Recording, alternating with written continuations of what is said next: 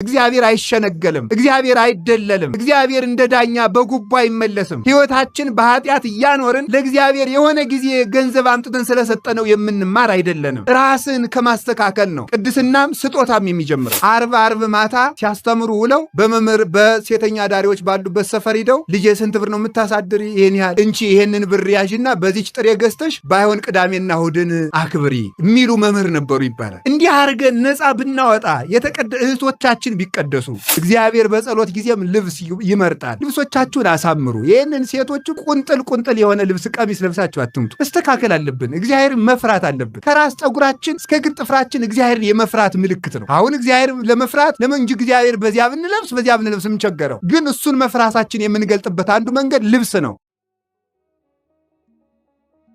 ወንፍሬ ጽድቅ ይወፅ ዕፀ ሕይወት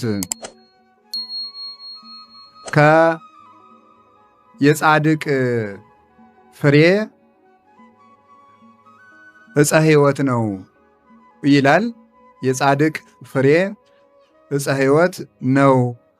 መጽሐፈ ምሳሌ ምዕራፍ 11 ቁጥር 30 ላይ የምናገኘው ኃይለ ቃል ነው። የጻድቅ ፍሬ ዕፀ ሕይወት ነው። በሉ እስኪ ሁላችሁም የጻድቅ ፍሬ ምንድን ነው? ሁለተኛ በሉ የጻድቅ ፍሬ ምንድን ነው? ሶስተኛ የጻድቅ ፍሬ በሉ ምንድን ነው? መጽሐፈ ምሳሌ ምዕራፍ 11 ቁጥር 30 ላይ ያለ ቃል ነው። ሰሎሞን ወልደ ዳዊት የቅዱስ ዳዊት ልጅ ቅዱስ ሰሎሞን የተናገረው ኃይለ ቃል ነው። እንግዲህ ቅዱስ ሰሎሞን በዚህ አካባቢ ጸበል መሰጠቱ ቢቆም እንዴት መልካም ነበረ በእውነቱ ማለት ነው። ሰው የሚድነው በስርዓት ነው። ያለ ስርዓት እንኳንስ ጸበል ብንቆርብ እንኳን አንድንም። በእውነቱ ስርዓት መጠበቅ ይገባናል። የሚያድነን የእግዚአብሔር ቃል ሰምተን በተግባር መተግበራችን ነው እና ስርዓት አልበኛ የሆነ ሰው የፈለገ ነገር ከሰማይ የወረደ ጽዋ ቢሰጠው እንኳን ድነት አያገኝበትም እና ለሁሉም ጊዜ አለው። ጊዜውን ጠብቀን መኖር አለብን። ስለዚህ አሁን ጸበሉ ይቁም። በእምነት ካመናችሁ ካወቃችሁበት ይሄንን ትቢያውን ልሳችሁት ሂዱ፣ ትድናላችሁ።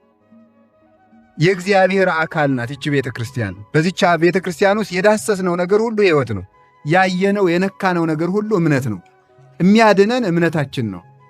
ስለዚህ ያንን ወደ ተግባር ለውጠን ጸበሉን ደግሞ በስርዓት ስንቀበል ይገባል። ትምህርት አንዱ የድህነት አካል ነው። ይፈውሳል። የእግዚአብሔር ቃል መረጃ አይደለም፣ ተራ መረጃ አይደለም፣ ድህነትን የሚሰጥ ነው። ወዝኒ ቃል ዘአነ ነገርኩክሙ መንፈስ ውእቱ ወይሃዩ። አሁን እኔ የምነግራችሁ ቃል መንፈስ ነው ብሏል ጌታ። ድህነትን የሚሰጥ ነው። እንዲሁ ሥጋዊ ብቻ አይደለም፣ የእውቀት ጥርቅም አይደለም የእግዚአብሔር ቃል እና ድህነትን ስለሚሰጥ በሚገባ ማመን አለብን። የሥጋንም የነፍስንም ሰላም የሚሰጥ እግዚአብሔር ነው። አጸም ዘይነብበኒ እግዚአብሔር አምላኬ እስመ ውእቱ ይነብብ ሰላም ለሕዝቡ። ቅዱስ ዳዊት ነው የሚለው።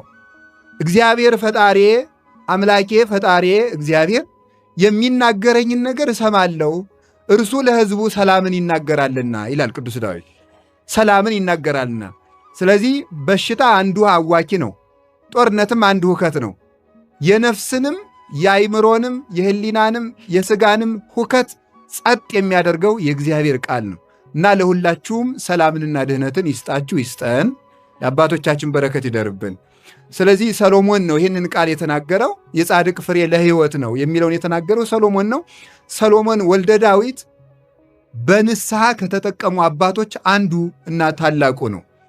ንስሐ እስከ የት እንደምታደርስ ንስሐ ሰውን ከአውሬነት ከእንስሳነት አውጥታ ሰው ከሰውነት ከፍ አድርጋ መልአክ ከመልአክም በላይ እግዚአብሔርን የምታስመስል እግዚአብሔር የከፈታት የቸርነት በር ሰው እንደገና ሦስተኛ የሚወለድባት የቅድስና ማኅፀን ናት ንስሐ። ሰው ከእናት ከአባቱ ይወለዳል። ከዚያስ በጥምቀት ይወለዳል። በጥምቀት ሲወለድ አሮየ ሰውነቱ ተላቆ በክርስቶስ አዲስ ሰውነትን ይይዛል። ኩልክሙ እንድም ቅዱስ ጳውሎስ እለ ተጠመቅሙ ክርስቶስ አለበስክሙ፣ የተጠመቃችሁ ሁላችሁም ክርስቶስን ለብሳችሁታል ብሎ እንደተናገረ ክርስቶስ እንለብስና አዲስ ልብስ አዲስ ሰውነትን ይዛለን።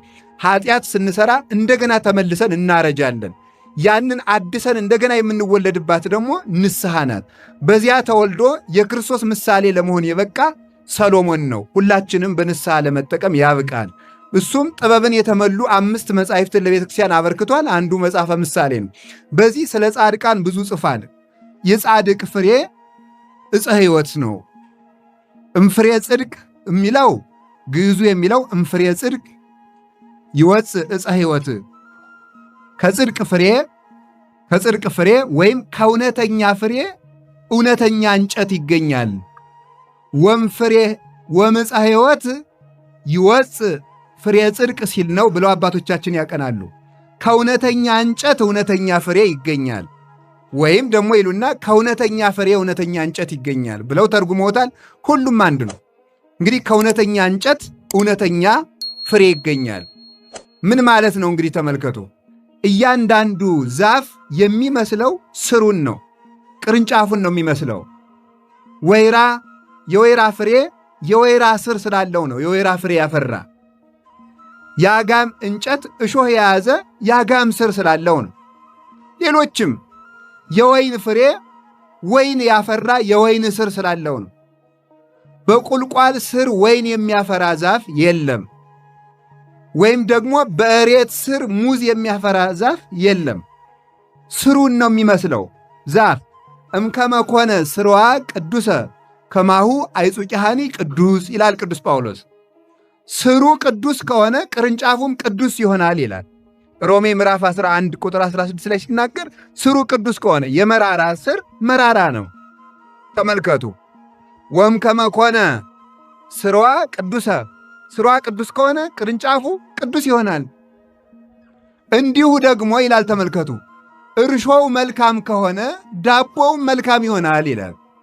ከሆመጠጠ እርሾ መልካም ዳቦ አይገኝም። ካማረ እርሾ መልካም እንጀራ ይገኛል። እርሾውና ስሩ ይወስኑታል። ሁሉም የስሩን ነው የሚያፈራ።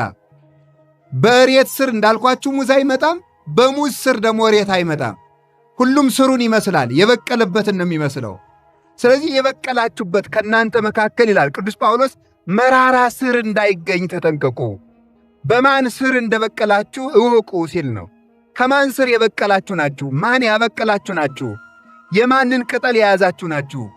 ከበቀላችሁበት ስር ያንን ይዛችሁ ያንን ቅርንጫፍ፣ ያንን መዓዛ፣ ያንን ጽጌ፣ ያንን ልምላሜ፣ ያንን ፍሬ ያዙት ብሎ ቅዱስ ጳውሎስ ይናገራል።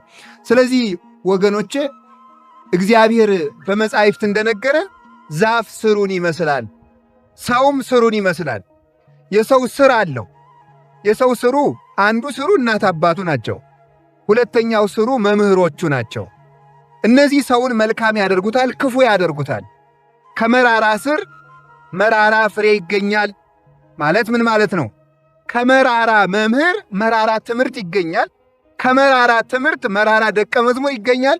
ከመራራ ደቀ መዝሙር መራራ ሕዝብ ይገኛል ማለት።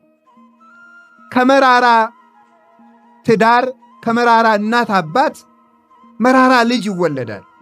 ሰው የዘራውን ነው የሚያጭደው፣ ያልዘራውን አያጭድም።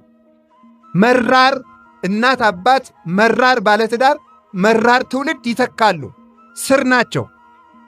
አሁን ነገ የሚበቅለው ትውልድ በእኛ ስርነት ይወሰናል። እየመረርን ከሆነ የመረረ ትውልድ ይፈጠራል። ሕይወት ያለን ከሆነ ሕይወት ያለው ይወለዳል። ሙታን ከሆን ደግሞ ሙት ልጅ እንወልዳለን። ሙት ትውልድ እንተካለን። በቁማችን የሞትን ከሆነ በቁሙ የሞተ ትውልድ ይተካል። እማናስብ ከሆነ እማያስብ፣ እማናውቅ ከሆነ እማያውቅ እንተካለን። በተአምራት ከክፉ ሰዎች የተገኙ ደጋግ ሰዎችም አሉ፣ ከደጋግ ሰዎች የተገኙ ክፉ ሰዎችም አሉ። እግዚአብሔር በቸርነቱ ወሰን የለበትምና የሰውን ነፃ ፈቃዱን ለማመልከት ነው። ከክፉ ሰዎች ደጋግ ሰዎች ሲገኙ ከኤሳው ዘር ኢዮብን የመሰለ ጻድቅ ተገኝቷል። ከደጋግ ሰዎች ክፉ ሰው ሲገኝ ከይስሐቅ ማን ተገኝቷል? ኤሳው ተገኝቷል። ሰው በዘሩ አለመጠቀሙን መናገር ነው። ሰው ከጻድቃን ዘር ስለተወለደ ከደጋግ ሰዎች ነገድ ስለተወለደ ሰው በጽድቅ ዘር አይድንም። እንኳንስ በሥጋ ይቅርና በነፍስ እንኳን ቅዱሳንን ያከብሩ ከነበሩ ሰዎች ወገን በመወለዳችን ልንጠቀም አንችልም። አንዳንድ ጊዜ የምንታልልበታለን። ለአቡነ ተክለ ሃይማኖት እስከ 15 ትውልድ፣ ለአቡነ ገብረ መንፈስ ቅዱስ እስከ 15 ትውልድ፣ ለዮሐንስ መጥምቅ እስከ 55 ትውልድ እምርልሃለሁ ብሏል እና አባቴ ዘክሮን የ55 ትውልደኛ ብሆን በ55ኛው ትውልድ ሌባ ብሆን ምድን ይመስላችኋል? በፍጹም። ታዲያ ምን ማለት ነው? እንደ አባቶቻችን መንገዳቸውን ከተከተልን ነው። አቡነ ተክለ ሃይማኖት እስከ 15 ትውልድ ስላለ እናንተ ዘክራችሁ የእናንተ ልጆች እስከ 15 ትውልድ ተቆጥረው ሊድኑ አይደለም። ምን ማለት ነው? ያ አሰረ ፍኖቱን ከተከተለ ነው። እሱን ከመሰለ ነው። አባቱን መስሎ በቅዱስ መንገድ ከሄደ ነው። ታዲያ እንደዚያ ከሆነ የቅዱሳን ቃል ኪዳን ጥቅማቸው ምንድን ነው ከተባለ፣ አንደኛ መልካም እንድንሰራ ያለ ጊዜያው አትቁረጠው ብለው መልካም ሳንሰራ በኃጢአት እንደተሸፈን እንዳንቆረጥ ያለ ፍሬያችን እንዳንሄድ ይለምኑልናል። ጌታ እንዲህ ብሎ ተናግሯል። በማቴዎስ ወንጌል ምዕራፍ 24 ላይ እንዲህ ብሎ ተናግሯል። ምን ብሎ? ጸልዩ ከመ ይኩን ጉያክሙ በክረምት ወበሰንበት፣ መንገዳችሁ ሽሽታችሁ በክረምትና በሰንበት እንዳይሆን ተጠንቀቁ ብሏል። በሰንበትና በክረምት መንገዳችሁ እንዳይሆን። መንገድ የተባለ ሞት ነው። ሰንበት ያለው ምንድን ነው? ሰንበት ማለት ቃሉ እረፍት ማለት ነው። በሰንበት እንዳትሞቱ ማለት ነው። ቅዳሜና እሑድ የሞተ ይኮነናል አይደለም። በሰንበት ማለት ምን ማለት ነው? በረፍት እንዳላችሁ እንዳትሞቱ ተጠንቀቁ ማለት ነው። እንዳረፋችሁ ሳትተጉ ቀንም በረፍት ሌትም በረፍት መኖር እንደጀመራችሁ በድልድል በቅምጥልነት እንዳትሞቱ ተጠንቀቁ። በክረምት እንዳትሞቱ ያለው ደግሞ ምንድን ነው? ክረምት የቅጠል ዘመን እንጂ የፍሬ ዘመን አይደለም። እንዳማረባችሁ እንደለመለማችሁ ስጋችሁ እንደተመቸው የጽድቅ ፍሬ ሳታፈሩ እንዳትቆረጡ ተጠንቀቁ። በቅጠል ዘመናችሁ እንዳይወስዳችሁ ፍሬ ሳይኖርባችሁ። ለዚህ ቅዱሳን ምን ይላሉ? በሉቃስ ወንጌል ምዕራፍ 13 እንደተቀመጠው ያለ ጊዜያችን እንዳንቆረጥ ያላፈራውን ፍሬ አትቁረጥ እያሉ ይለምኑልናል። ለፍሬ እንድንበቃ ጥቅሙ ይሄ ነው። አባታችን አቡነ ተክለ ሃይማኖትም ቃል ኪዳን ሲገባላቸው እግዚአብሔር ምንድን ነው ያሉት? ያላፈራውን ፍሬ አትቁረጥ ነው ያሉት። በገዳሜ ውስጥ ለንስሐ ሳይበቃ ሰው እንዳይሞት አድርግልኝ ነው እንጂ በእኔ ቃል ኪዳን ያመነውን ንስሐ ሳይገባ ድንልኝ ማለታቸው አይደለም። ለፍሬ እንድንበቃ ያደርጉናል። ሁለተኛ ንስሐ ብንገባ እንኳን ብንዘጋጅ መልካም ሥራ ብንሰራም የሰው ልጅ ሙሉ አይደለም። ሙሉ ስላልሆነ እግዚአብሔር ቸርነቱን እንዲሞላልን ይለምኑልናል። ከዚህ የተነሳ ነው የቅዱሳን ምልጃ የሚያስፈልገን። ስለዚህ ተመልከቱ፣ በቅዱሳን ዘር ከቅዱሳን ዘር በሥጋም በነፍስም ብንወለድ መንገዳቸውን ካንከተል አንድንምና ይህንንም የሚያስጠነቅቅ ቃል እግዚአብሔር ነው። ከቃሉ ጋር ናችሁ። እግዚአብሔር በቅዱሳን እንድንጠቀም እግዚአብሔር ይርዳን። አያችሁ ወገኖች፣ ሰው አካሄዱን ካላሳመረ እንኳን በቅዱሳን በክርስቶስም አይጠቀምም። ክርስቶስም ለአይሁድ የማሰናከያ ድንጋይ ሆኖባቸዋል። መንገዱን ለመሰለ ነው፣ ላመነው ነው፣ ለተከተለው ነው፣ ራሱን ለገዛ ነው፣ ነፍስና ሥጋውን ላስታረቀ ነው። በዚያ ነው፣ በብልጣብልጥነት አይደለም። ሕይወቱን አዘጋጅቶ በኖረ ነው ሰው የሚደን ነው ማለት ነው። እግዚአብሔር አይዘበትበትም። እግዚአብሔር አይሸነገልም። እግዚአብሔር አይደለልም። እግዚአብሔር እንደ ዳኛ በጉቦ አይመለስም።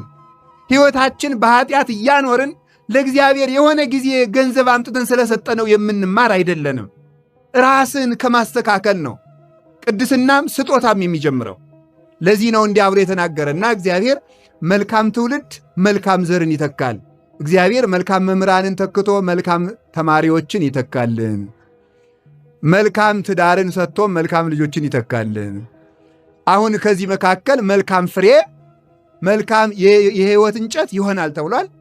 የመልካም ባለትዳሮች ልጅ ለሰው ሕይወትን ይሰጣል ማለት ከክርስቶስ ያደርሳሉ። ዳሶ ሕይወት፣ ተናግሮ ሕይወት፣ ባርኮ ሕይወት፣ አስተምሮ ሕይወት፣ ቀድሶ ሕይወት፣ ጸልዮ ሕይወት የሚሰጥ አባትን ይሰጣል። ምን? መልካም ትዳር ነው። ትዳር ነው ተክለ ሃይማኖትን ያስገኛቸው። ትዳር ነው ድንግል ማርያምን ያስገኛት። ትዳር ነው ምርጥ ዕቃው ጳውሎስን ያመጣው። ትዳር ነው ዮሐንስ አፈወርቅን ያመጣ። ትዳሩ መጥራት አለበት። ያ የጠራ እንደሆነ መልካም አባት ታገኛላችሁ፣ መልካም መምህር ታገኛላችሁ፣ መልካም ካህን፣ መልካም ዲያቆን ታገኛላችሁ። ራሳችሁን ማስተካከል፣ ወደ ራሳችን መዞር ይገባናል። አሁን በጣም ሰይጣን በትዳር እየተጫወተብን ነው።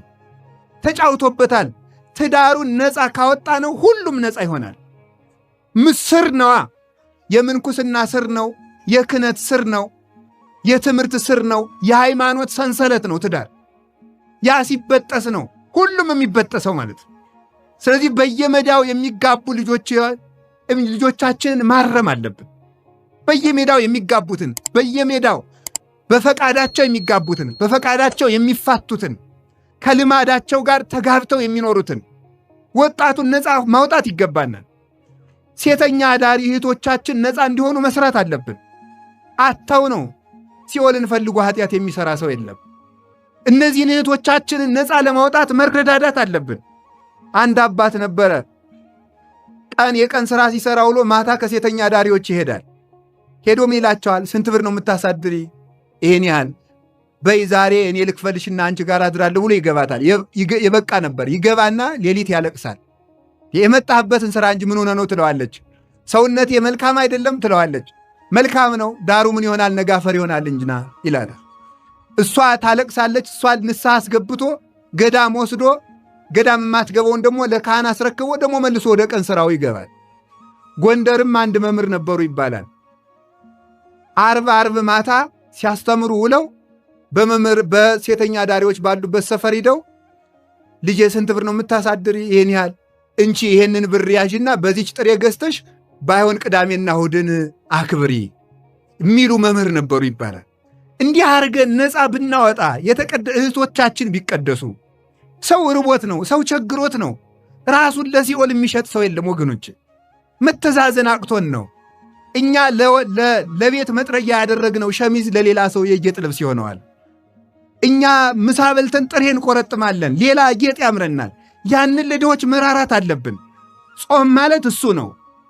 እየጾመ የማይሰጥ ሰው ቆጠበ እንጂ ጾም አይባልም። የቁርሱ ለምጽዋት መሆን አለበት። ያ ነው ጾም ማለት፣ ያ ነው ደግነት ማለት። ስለዚህ ሀገራችን እንቀድሰው፣ ምድራችንን እናስቀድስ። እግዚአብሔር እንዲባርክልን ወንድሞቻችን እህቶቻችንን ከኃጢአት ማውጣት ይጠበቅብናል። ጭፈራ ቤት መዘጋት አለበት። አሁን እየተጨፈረ ነው እግዚአብሔር ሰላሙን የሚሰጠው። ተነግሮ የማይሰማ ትውልድ ይዞ ሌሊት ዳንኪራ፣ ቀን ምህላ ምንም የሚሉት እግዚአብሔርን መቀለድ ነው። እግዚአብሔር ይቀለድበታል። እግዚአብሔር በቸርነቱ ይዞን እንጂ የሚሰማን ምህላስ ምን አይነት ነው? ስንደልቅ አድረን ደግሞ ጎንደር ምህላ አለን ብለን ደግሞ ቀን እግዚኦ ማረነ ክርስቶስ። እንዲሁም እግዚአብሔርማ ቸር ነው። እናንተ ስትዘፍኑ አድራችኋል አልሰማም የማይል። ስለዚህ ጭፈራ ቤትም እንዲቆም እንዲዘጋ ሁላችንም ተባብረን መስራት አለብን። ሰው በአቅሙ ሌላ ሥራ ፈጥሮ ይስራ፣ የሚያሳድግ ሥራ ይስራ። እስኪ ጎንደር ስንት ጫት ቤት ስንት ጭፈራ ቤት ነው ያለ? ግን ስንት መጽሐፍ ቤት አለ? የለም። ትውልዱ አያነብም ምንም። እግዚአብሔር መራራ ትውልድ እንዳይበቅል በቸርነቱ ይጠብቀን። መራራ ትዳር ካለ ነው መራራ ትውልድ የመጣ። አሁን እንግዲህ በዛሬው ዕለት ላሳጥረው ነገሩን ለመጠቅለል እንዳይረፍድባችሁ የአቡነ ተክለ ሃይማኖት ምናቸው ነው? ጽንሰታቸው በሉ እንጂ ከመልካም ይኸውላችሁ ተመልከቱ። የጻድቅ ፍሬ በሉ እስቲ ምንድን ነው? ዕፀ ሕይወት ነው። የሕይወት እንጨት ነው። ከሕይወት ዛፍ የሕይወት ፍሬ ይገኛል። ከእውነተኛ ዛፍ ማለት ከእውነተኛ ባለትዳር እውነተኛ ልጅ ይገኛል። እውነተኛው ካህን ጸጋ ዛብ እውነተኛይቱ ሚስት እናታችን እግዚአርያ የሕይወት እንጨት የሆኑ የሕይወት ዛፍ የሆኑ ተክለ ሃይማኖትን አስገኝተዋል። ማለት ሕይወት ክርስቶስ ያደረባቸው የክርስቶስን ስም ተሸክመው ለሰው የሚያደርሱ በስመ ክርስቶስ የሚያስተምሩ፣ በስመ ክርስቶስ የሚያጠምቁ፣ ክርስቶስን የሚያቆርቡ፣ ክርስቶስን የሚሰብኩ፣ በክርስቶስ ስም የሚፈውሱ፣ በክርስቶስ ስም የሚያድኑ፣ የክርስቶስ ሐዋርያ የሆኑ የክርስቶስ ብርሃን የተገለጠባቸው ሕይወት ያደረባቸው በሳቸው ሕይወት የተገለጡ ዛፍ ተገኙልን። እነዚህ አባቶቻችን ናቸው ተክለ ሃይማኖትን ያስገኙልን። እግዚአርያ ብትኖር እኮ ነው የጸጋ ዛፍ ክህነት የተባረከ። ጸጋ ዛፍ ቢኖር ነው ተክለ ሃይማኖት የተገኙ። ዛሬ እንደው ወደፊት የዲያቆን ሚስት የምናገኝ ብላችሁ ነው? በጣም አስቸጋሪ እኮ ነው። ሴቱ በየሜዳው ድንግልናውን እየጣል አይደለም? ምንም ትክበሰበሳላችሁ። ምንናው እናንተን አቦ ብዬ አክብሬ የምሰዳችሁ ምን ጥቅማለሁ? አሁን ዲያቆን እንግዲህ ዲያቆን ምን ላግብቶ ነው ቄስ የሚሆን? ነገ ማንም ይቀድስልን? እስቲ ለቤተ ክርስቲያን አዝናችሁ አይ እኔ ለዲያቆን ነው አሁን ጭራሽ ሴቱ ምን ማለት ጀምሯል አሉ። እንደሰማሁት ነው፣ እኔ ያልሰማሁ አላየውም። እኔ ቄስ አላገባም ታስሬ ነው የምኖር ይላሉ አሉ።